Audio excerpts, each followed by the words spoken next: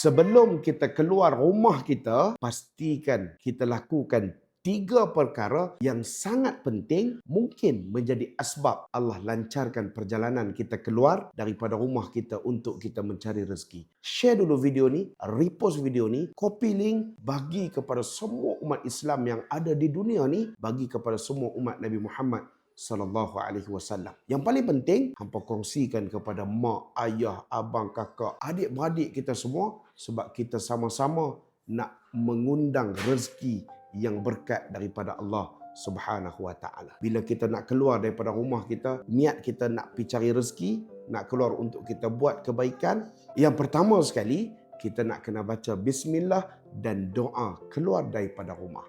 Bismillahi tawakkaltu 'ala Allah wala haula wala quwwata illa billahil aliyyil azim.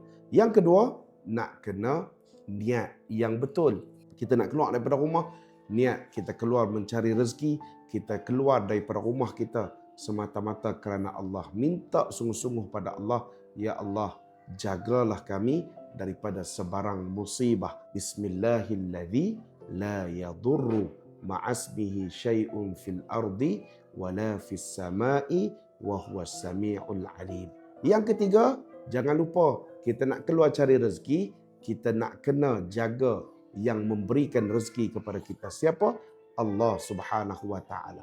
Janganlah hampa tak solat subuh. Kalau pagi-pagi kita nak keluar daripada rumah kita, tunaikan tanggungjawab kita solat subuh 2 rakaat. Allahumma inni as'aluka rizqan halalan tayyiban.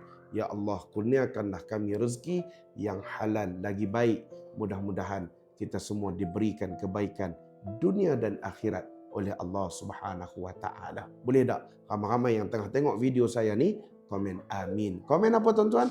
Komen amin ya rabbal alamin. Muallim Muda Anas, sebarkan ilmu, semoga bermanfaat.